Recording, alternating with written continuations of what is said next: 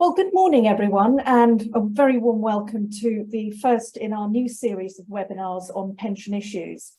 I'm Doraisamy, co-head of our London pensions practice, and I'm joined today by my colleagues Chris Fisher, head of our employment practice in London, and Liam Kellett, senior associate in our London pensions practice. In this webinar about what equality, diversity, and inclusion means for pension schemes, we're going to cover these areas. First of all, what EDI actually means, what the meanings are of equality, diversity, and inclusion according to the Pensions Regulator's guidance, some practical steps for trustees, employer-specific considerations, and TPR tools. We are happy to take any questions, so if you can please post them on the Q&A or on the chat, we hope to cover them at the end of this session. Over to you, Chris. Thanks, Jay. Good morning, everyone. As an employment lawyer, I spend a lot of my time advising clients on EDI, employer clients, that is, and it's something we've seen rise up the corporate agenda in the last probably 5 to 6 years. I think it started with the resurgence of the Me Too movement, which led to various things, including a government inquiry, as people may remember, which in turn led to a number of the regulators being summoned before the inquiry and being asked about why Me Too and why discrimination in employers appeared to be on the rise. And they all of them took a renewed interest in the topic and have all said that they view it as regulatory, as part of their regulatory scope to look at EDI in firms and employers generally. And a couple of those regulators to mention are, first of all, the FCA has been particularly at the front of this. Because they are the body that set the rules for listed companies.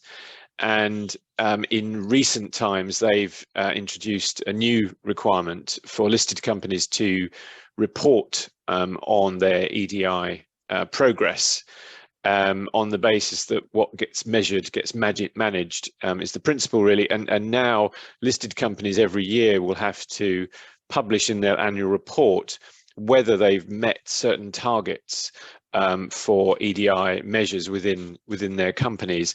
And that is, for example, a target of 40% female representation on the board, including at least one female senior director, whether that's the CEO, chairman, or senior independent director, and at least one director from an ethnic minority. And if they don't meet those targets, they have to explain why in their report. Also, those companies are going to have to now publish the breakdown of the gender and ethnic diversity on not just their boards, but also their executive management teams. So we've seen a shift really then from the FCA in the early years encouraging firms to do this and to do more, which I think is where the pensions regulator is at the moment, to now saying, well, it's not quite happening quickly enough, and so we're going to require you to publish data, in the sense that will encourage faster compliance, I think. And we've also seen our own regulator, the SRA, has been doing this for a number of years. Every 2 years, we as law firms have to report our diversity data to the SRA, and we have to make it available to our employees and also externally. And you know, various league tables appear in the legal press and are very relevant to graduates when we look to recruit. So I think it's something that's definitely on the rise, and it's interesting, really interesting to see now the pension regulator coming on board and saying it's important to us too. Jay, back to you. Thanks, Chris. So if we can just move on and picking up on what Chris said, you can see how it really is inevitable that EDI would make its way towards pension schemes and trustees. And many of you will also be aware that this has been in the pipeline for a number of years. And for example, the Pensions and Lifetime Savings Association also published quite a detailed, made simple guide on it. And the Pensions Regulator has used that very much in its thinking in developing how EDI should ideally be operating for pension schemes. So whilst there has been a lot of discussion in the background around EDI and how this could be improved in pension schemes, the regulator has clearly now decided to put this on a more formal footing, shall we say. And it really started this by setting up the Pensions Industry Working Group on EDI in January of 2021. So that was really the first key formal step that was taken by the Pensions Regulator. And those working groups were set up in the form of various subcommittees to look at various aspects of EDI. We then had, in September 2021, an action plan that was published by the Pensions Regulator on EDI. And it set out a number of its aspirations as to what it would like to see pension schemes and sponsors to do. And it started off by saying that it has a vision to build a workplace pension system that works for all, and also set out its aspiration that trustee boards should represent the diverse society in which we live in and make inclusive decisions that deliver good outcomes for all of the scheme members. And of course, that action plan then set in train its key action point, which was to publish guidance. And as you all know, we had the guidance that was issued in March 2023.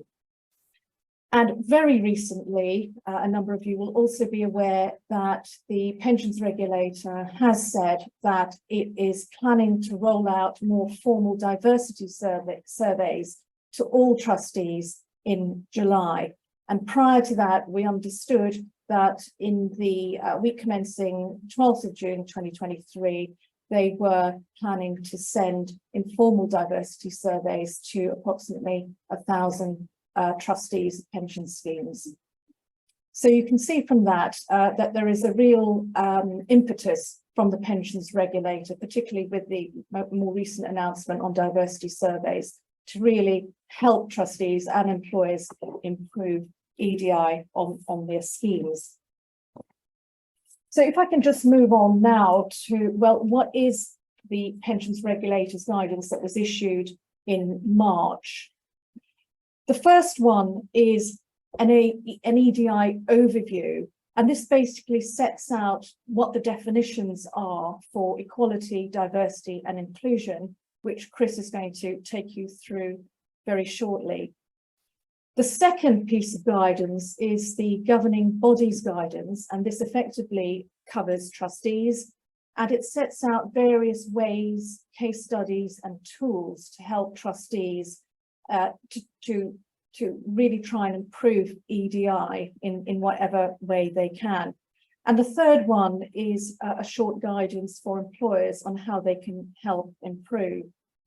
Now, the guidance has no particular legal force. There are no compliance matters at the moment and no fines if trustees don't follow the guidance.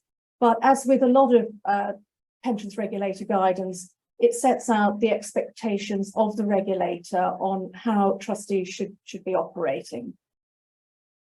They also focus on enhancing and protecting the outcome for all savers, and it particularly makes the comment that in the regulator's view, and on the basis of various surveys that they've seen, diverse groups of people make better decisions where there is equality and inclusion.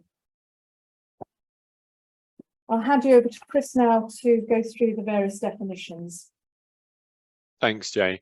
So I'm going to just briefly talk about the three terms that are used in EDI: equality, diversity. And I think the first one's probably the most interesting one, and the one where there's the most debate. Diverse people understand what those mean, but the E in EDI, as the Pensions Regulator is using it, is equality, which is understandable because that comes from The term that's used in our Equality Act, which is our Discrimination Act, and our Equality and Human Rights Commission uses that term, and it's all about achieving equality of opportunity for people. And in my field, it's equality of opportunity for all employees, regardless of whatever personal characteristics they may have. But really, over time in recent years, the thinking has evolved to the state where equality is seen as the sort of the end goal. Equality of opportunity is the end goal, which is achieved by having diverse and inclusive groups of decision makers. If you have that, you should achieve equality of opportunity. But really what you need to achieve equality is what's being termed equity, which is fairness. And that's really recognizing not that everyone needs to be treated equally and in the same way, but that people have different disadvantages. And so actually people need to be treated differently in order to achieve equity or equality of opportunity. And this is a graphic, and there are various variations on this graphic, which sort of explains what I mean. So on the left you have equality. So on the left you have three people with different characteristics in terms of their height. If you treat them all the same and you give them the same box to stand on, some of them are still going to be disadvantaged, particularly the person on the right. Equity looks to achieve a fair outcome, so it treats people differently, as you can see, giving people different boxes or no box to the person who doesn't need one. So that's really the difference. Equity is looking at leveling the playing field, but it is also looking at treating people differently. And we're going to come on to talk about later, really that is the key with all of this, is really how far can you go as a trustee board or an employer to do that without straying into discrimination. And that's where it gets a little bit tricky. But equity is about treating people differently to achieve equality of outcome. The other two terms, as I say, diversity and inclusion, are a bit easier to explain. Diversity is diversity of personal characteristic. And what's interesting about the Pensions Regulator view of diversity is that they've looked at the Equality Act, which is our governing discrimination act that looks at discrimination in the employment sphere and also in goods and services. And it identifies 9 characteristics that it views as minority groups, essentially deserving special protection in the UK. And those are the blue rectangles set out on the screen there. Some of those have been around for 40 years or so in this country, Sex Discrimination Act having been in place for a long time. Some are more recent: age, sexual orientation. And what the Pensions Regulator said, well, when I'm talking about diversity, I mean those, but I also mean other things which are not covered by the law. So they are also looking to create a diverse group of people by looking at people's socio-economic background, neurodiversity, educational history, even accent is something that they're looking at. So they want to go wider than just the legally protected groups. But the idea is, as Jay said, is that a diverse group of people, because a trustee board essentially makes decisions often makes decisions by voting. It's a group of people voting on something. If that group is a diverse group, they should make better decisions. That is the thinking. And allied with diversity is inclusion, because the thinking is there's no point having a diverse group of people if the diverse people are not included and are not given an effective voice. And so that goes hand in hand, really. It's all very well attracting a diverse board or governing body, but those people need to be included, and so they will need perhaps to be mentored and helped along their journey. So it's not just enough to get them in the door, they then need to be included so that their voice is effective, and then it goes to, as I say, the thinking is it goes to better decision making. But that's the EDI, that's terminology. That's over to Liam, I think. Yeah, thanks, Chris.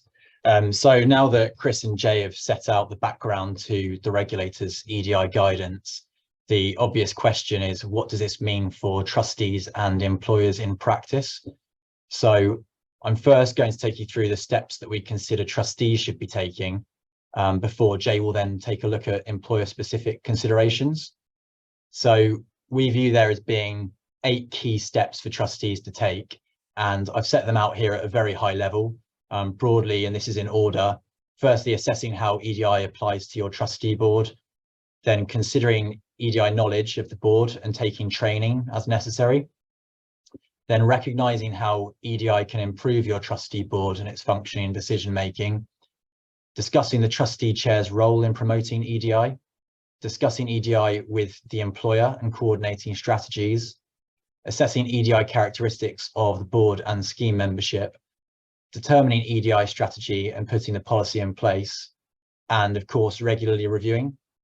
And although these are set out as steps for trustees, if you're an employer watching this, it's of course relevant for you as well to understand what the trustees will be thinking about and how they might look to involve you and have discussions with you.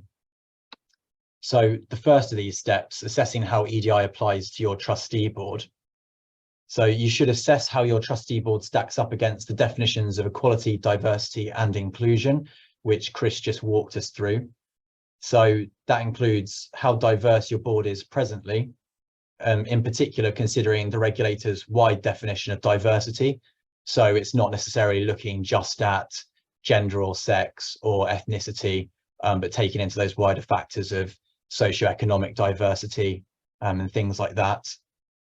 And then also remembering that EDI are interlinked. So there's no good in having a diverse board if individuals don't feel respected and fully included. And that goes to the point that Chris was making as well about making sure that, you know, people have proper support, if necessary adjustments are made, maybe mentoring and things like that. So the second step, considering EDI knowledge of the board and taking training. So in order to properly consider and implement EDI, it's obviously critical that the trustees fully understand what it means as a starting point. So we suggest that training should be taken, taking into account the specific characteristics of your scheme and the trustee board. And I will come on to how the employer can assist with this later. So the third step, recognizing how EDI can improve your trustee board. So the regulator considers having a diverse and inclusive trustee board will lead to certain outcomes, such as a wider discussion encouraging new thinking and approaches, a deeper understanding of issues that have a real life influence on members' outcomes, more effective decision-making that reflects member needs and values, improved communications with scheme members. Also, some other points that are in the guidance but not on this slide include greater understanding, insight and empathy for scheme beneficiaries on things such as discretionary death benefits, and ill health decision making, and improved value for money for savers. So this really is the goal. It's not sort of diversity for the sake of it. All of this is with the regulator's view and belief that having a diverse and inclusive board will lead to better outcomes for members. And that's reflected in that graphic at the bottom of this slide. So the next step is discussing the trustees chair in promoting EDI. So the regulator views the trustee chair as having a very important role in promoting EDI, and that's with the trustee chair typically leading the trustee board on strategic priorities. So the trustee chair should set EDI priorities for the board, support and help embed a culture of respect and inclusivity. And that includes setting the style and tone for trustee discussions. The chair should also encourage diversity on the board and ensure that MNT, MND campaigns have an EDI focus. So making sure that the materials are being properly considered in the light of EDI and trying to appeal to as diverse a range of potential MNDs and MNTs as possible. And then finally, it's notable that the chair is often the main line of contact between the trustee board and the employer. So that means that the chair is viewed as being key in building a coordinated and collaborative approach to EDI between the trustee and the employer. So the next step is discussing EDI with the employer and coordinating strategies. Now, for most of you, it's probably the case that the employer has the power to appoint trustees. Not always the case, but we see this most typically, or trustee directors, of course, for corporate trustees. and that often extends the appointment of the trustee chair. Employer involvement is essential to achieving EDI goals and supporting the trustee chair's role in promoting an inclusive board culture. So obviously, if the employer is there appointing the trustee chair, deciding who it is, they've got a pretty important role in ensuring that it's possible for the chair to facilitate this. And of course, employers are likely to have their own knowledge and expertise on EDI, including their own EDI experts, who may be able to provide training and support to the trustee board. And they may also have their own EDI policy in existence, which could serve as inspiration for a trustee EDI policy. And we've seen that with some of our clients looking to align the EDI values between the main corporate diversity and inclusion policy and the trustees one for consistency. And as demonstrated by or illustrated by the graphic on the right, all of this employer input can feed directly into the trustee's own EDI strategy. So we really see this as being a sort of collaborative piece between the trustees and the employer, although the regulator's guidance is obviously in part focused on trustees, and the trustees are going to be expected to lead on this. So the next key item here is to assess the EDI characteristics of the board and the scheme membership. So on the EDI journey, having followed the previous steps, there should now be a fair amount of understanding and expertise around EDI on the trustee board. So this is the point where you should come on and really focus on exactly what is required on the trustee board.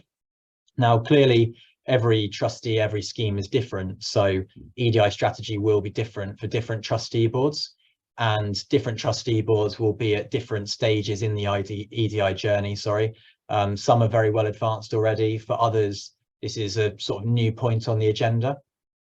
So what a key step is to consider the structure of your trustee board and the characteristics of your scheme, and in particular, whether there are any gaps in diversity of characteristics, life experience and skills. And it's notable that this is wider than the skills gap analysis, which would typically be undertaken during MNT, MND selection processes. And then finally, you should consider the composition of your scheme membership and how this can be reflected in your chosen EDI strategy. So the key question here really is whether the board is representative of the membership. So for example, if 90% of the people in your in the employer for the scheme work on shop floor and there are very few people in management, but the trustee board is comprised entirely of people in management roles, that's probably not representative of the membership. So the next step is to actually determine what the EDI strategy is going to be going forward. And we would strongly recommend putting a formal policy in place. So there are some possible items for inclusion in the strategy, and which will go into the written EDI policy. So this includes identifying the trustee board's current and ongoing EDI training needs, reviewing trustee appointment arrangements, and changes might be appropriate in regard to this for MNT arrangements and communications. The scheme's trustee and rules or trustee company articles of association may need amendment to reflect these changes. And you could also change or put in place some sort of formal trustee handover and induction processes. Another item to include could be reviewing the appointment and succession planning arrangements for the trustee chair. So this is to ensure you don't just have a sort of cliff edge where you're losing particular insights or diverse characteristics. You can have some thinking about how you're going to ensure there's some sort of consistency and skills gaps are replenished. You could document how you're going to engage with the employer on changes which could be made to the appointment processes and the support of employees appointed. So, I mean, this is a wider point that's probably already considered, but if employers are appointing trustees and trustee directors, thought needs to be given to the support that they have in terms of flexibility around work, resources, so that they can properly be included on the trustee board. You might have lay trustees who are retirees who have more time, and if you've got employer appointees who have day jobs and don't have the same amount of time, then they may not be able to be in a position to be as included, as valued, as respected on the board. Another item here is reviewing trustee meeting arrangements. So for example, this could include how meetings are held and how agendas are put together. So you might have trustees or potential trustees who are put off by the very rigid meeting arrangements that you have. If there are requirements about all of them being in person, for example, that might be something which would possibly exclude people from wanting to apply. You could also include commentary or thoughts on how trustees prepare for meetings, the involvement of advisors and service providers in meetings, the use of subcommittees, and just generally how trustees participate in meetings. We then have reviewing member communications and member communication processes. So again, this is really key, thinking about how communications are issued, the sort of language used so that it's welcoming to people. It obviously needs to reflect and represent the requirements around becoming a trustee or a trustee director, but you can frame it or phrase it in a way where it's less off-putting to people from certain backgrounds, sexes, etc. And then finally, we've put in here as well, finding out about advisor or service provider EDI implementation and discussing it with them. So the regulator's view is that advisors can help to address diversity gaps and bring different perspectives. And I think the regulator recognises that with the nature of certain employers or certain trustee bodies and schemes and where they're at, it's not always going to be particularly easy to find a wide and diverse range of people to become trustee directors or trustees. You're reliant upon people applying, on people fitting the criteria for skills gaps and expertise, etc. But it's worth remembering that the advisors that you engage can also sort of bridge that gap and bring in those diverse elements, diversity of thought, and different perspectives to ensure that when decisions are being made, you don't have groupthink and people are asking those questions to avoid that happening. So then the final step is to regularly review. So as you can see by this diagram, you've got your nice new polished EDI strategy policy in place. It might set out within the policy certain goals which you wish to achieve. So you might achieve those goals. There might be industry practice developments. So whether that's the regulator issuing new guidance, new thought pieces being out there, there might be scheme specific changes depending on activity, mergers, things like that, which mean that it would be sensible to amend the policy. So factoring in all those things throughout the year or couple of years, then do a review of the strategy, update it, and then continue with that process. So I'm now going to hand back over to Jay to discuss some employer specific considerations. Thanks, Liam. So moving on, you can see, particularly from some of the reasons that Liam has covered earlier, that the employer has a very important role to play. They are very much part of the game in relation to helping trustees to improve EDI. And therefore, the regulator has issued guidance specifically on what it would like to see employers do as well. And again, as I said, for the various reasons that Liam has mentioned. The guidance here particularly focuses on the very important role that the employer can have in helping to support trustees. And the guidance covers a number of areas where employers could provide that help. So we've covered these in the various boxes, and I want to just very briefly take you through these. So the first one is the employer nominated trustees to fill the gaps. And the point here is that it would be helpful for employers to carry out a review and just look at what the position is in relation to the employer nominations that they put on the trustee boards. Most schemes, as you know, will have a combination of member nominated and employer nominated on the trustee board.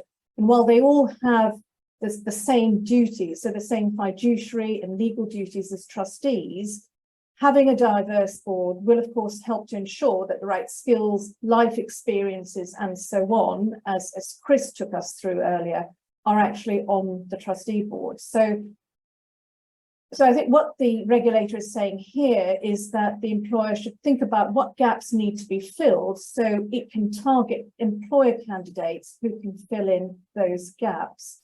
I mean, one of the things that we are seeing in discussions with many trustee boards is that the employer nominations very often are coming from senior management. And on the one hand, that is a great positive because they come with years of experience and many skills. But there will, of course, be people outside senior management who might not have been thought of, who can bring different perspectives to the trustee boards. So we're seeing employers also looking at that aspect.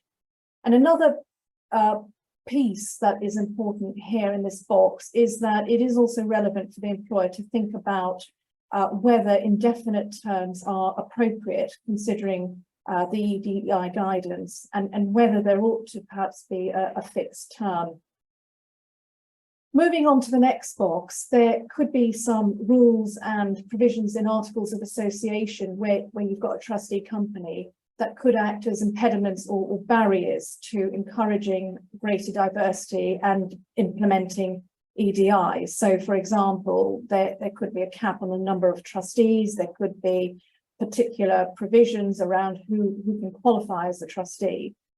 There aren't usually issues around these areas, but I think it's worthwhile looking at this, and it is something that the regulator has mentioned in the guidance. So look at whether any of these impediments need to be removed. And it's important from an employer perspective, because very often the employer's agreement may well be needed to make those changes. So employer support may be needed there. The other area is supporting employers who are trustees. Now, there are already various statutory protections in the Employment Rights Act 1996 around this area. For example, there is a right not to be subjected to any detriment by the employer for being a trustee of the scheme. In the guidance, the regulator gives some of its own views as to how these statutory protections should be applied by employers in a way that doesn't actually undermine the statutory protection. So, for example, the regulator expects the employer to reduce the employee's workload by a reasonable amount to reflect the amount of time they're spending as a trustee. So it's helpful for employers just to understand what the regulator's thinking is around those areas as well. The other area is the choice of trustee chair with an EDI focus, and Liam has already taken you through the great importance that the regulator places on the chair in driving forward EDI.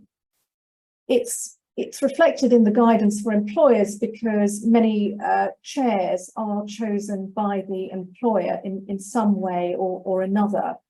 And the regulator's expectation is that employers look a bit more closely at how they are choosing a chair, and also that amongst the number of qualities that they might be looking for in a chair, or that the trustee board may need in a chair, should include qualities around driving EDI forward.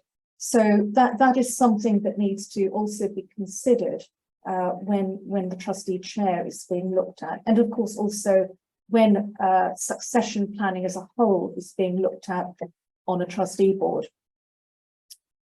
The other area is the appointment of professional trustees, and here the regulator has specifically mentioned a survey where guidance, has mentioned a survey in the guidance where the findings of the survey are very much around the fact that many professional trustee firms are becoming more diverse and in fact younger as well.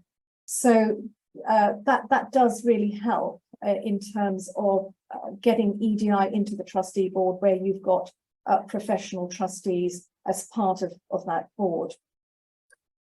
And the final area, which is important to emphasize in the employer guidance, is aligning the trustee board EDI with the employer EDI initiatives, something which Liam has already covered. But I think probably the main point I would make here is that many employers, as the sponsors, not only have EDI policies in place, but they are also on an ongoing basis carrying out various EDI initiatives. And it's really helpful for trustees to learn from what the employer is doing and to see whether they can build that into what they are doing and collaborate with the employer. And at the end of the day, what it means is that the messaging for the membership can be consistent alongside what the employer is doing for its workforce. So I'd like to move on to the next slide on tools.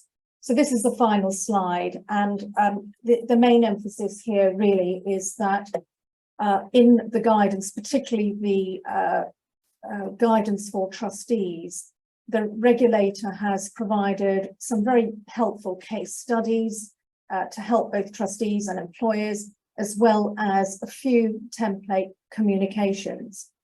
The case studies are dotted around various places in the governing body's guidance. And I'm just picking up on 3 examples of case studies that are in there. One is a case study about working with the employer to support EDI on the trustee board. And in this particular case study, the issue was that the covenant was greatly weakened. There were some concerns by the chair. This led to a much wider discussion with the employer. It then went on to a discussion on long-term objectives, and those long-term objectives also included EDI. And the meat of it was that EDI initiatives were discussed with the employer, put in place, and also it brought the trustees closer to a collaborative relationship with the employer. The second case study I want to mention briefly is recognising individual learning styles and training needs. And it's very pertinent in this particular case study that the regulator has picked up on an example of a member nominated trustee who joins the board for the first time and who's then thrown into discussions about the triennial valuation without having done or had the opportunity to have any training around this. So the learning there is really that it's important to train and provide that support to new people joining the trustee board and taking into account diversity as well in that. And then finally, the other bit that I want to mention is selection process for MNDs. And this is a case study where the trustees effectively went through an analysis and assessment of what the gaps are and how they need to fill in those gaps. One of the things that they did was that they leveraged off the employer networks as well to publicise the need for member nominated candidates to come forward. And another aspect of that is that the selection panel was revamped and they did some more work around that. So those case studies are actually quite important, I would think, as good examples. And there's a range of other ones there as well. And finally, the other bit that I want to just cover very quickly is template communications, which are provided at the end of the governing body's guidance. These cover communications to potential candidates, so it contains quite a lot of basic material there which could be useful. There is also a template recruitment advertisement as well as a recruitment leaflet, and all of these are directed towards member nominated candidates for member nominated vacancies. But that's not to say that these can't in a way be used by the employer when they're thinking about, not necessarily communication, but when they're thinking about their employer candidates that they are shortlisting for vacancies for the employer employer nominations on the trustee board. So that really brings us to the end of this session on EDI, and we're just looking at questions. We've got 2 or 3 questions that we can see. I think the first one, Liam, would you like to sort of pick up on that one? Sure, yeah. So first one is a question. So we anticipate our scheme will be bought out in the next 2 to 3 years. Is there any point allocating time and resource to this, knowing that there will no longer be a trustee board soon? So I'll take that, but Jay, please obviously jump in if you disagree with my thoughts on this. Maybe keep it conversational. But my thinking on that is that the regulator will still expect trustees and trustee boards to have regard to its EDI guidance. And I think even if you're on the journey to buy out, you know, we've seen with the LDI gilts crisis last year that, you know, unexpected things can crop up, which mean that the timeline to buy out might shift. Hopefully that won't be the case, but yeah, we do see these things happening. So I don't think it would be okay just to say, you know, in 2 or 3 years, trustee board's gone, so we're not going to pay any attention to this. But having said that, if you're sort of right in the middle of a buyout transaction, it's pretty imminent, and most of the trustees' focus and attention is on the buyout and making sure it goes through successfully, then I expect that the regulator's view, bearing in mind again that all of this EDI guidance is based on trying to get the best outcomes for members, is that the buyout is going to get the best outcome for members if the trustees are fully invested in it and paying attention to it. So I think the regulator would take a sort of pragmatic and reasonable view of that and think that it's reasonable to focus on the buyout work, for example, rather than investing a lot of time and resource in pulling together an EDI strategy. But like I say, unless it's very, very imminent, my view is that you should still be seriously considering this EDI guidance and taking steps to show compliance. And we've seen with the surveys as well, it looks like this is the direction of travel. So although it's non-statutory guidance, there aren't any fixed timescales or penalties, etc. The regulator is going to be looking at how it can sort of police this going forwards, I think. And there's possible scope in the future for there being, for example, scheme returns, having to provide submissions and things like that about EDI on those. Don't know if you have any thoughts to add, Jay. No, nothing to add to that. I'm conscious of time, so I think we really would like to take one more question. And the question really is, well, what do we do if we don't get diverse candidates coming forward? And I think that's a really good question, and I can see why that question is being asked, because candidates coming forward very much depends on you know, what the processes you've gone through and whether there is an appetite amongst individuals. And we all know as well that it can sometimes be quite hard to find member nominated candidates, and that has over the years been quite a challenge. I think that the main points to make here are that the Pensions Regulator is stressing that this is guidance and it is really best practice. At the end of the day, there's only so much that you as trustees can do. I mean, if you've gone through a good process to try and get that diversity on the trustee board, then you've done what you can. It may be that you just need to look again at your process, look at your communications, if there's anything else that you can do better, and just keep monitoring it. And I think also just keep that dialogue and collaboration with the employer to see how you can get interest from the workforce as well, perhaps through using tools that the employer might have, and through the various initiatives that the employer has. So I would just say, just really keep trying, and see how you can develop in this area. So that brings me to the end, and I'd like to close by saying thank you very much for attending our seminar. We will, I think we've got one or two other questions, so we will cover those individually and send you the answers to those. Our next quarterly webinar will be on the 27th of September, and details will follow, and we hope to see you then. Thank you very much.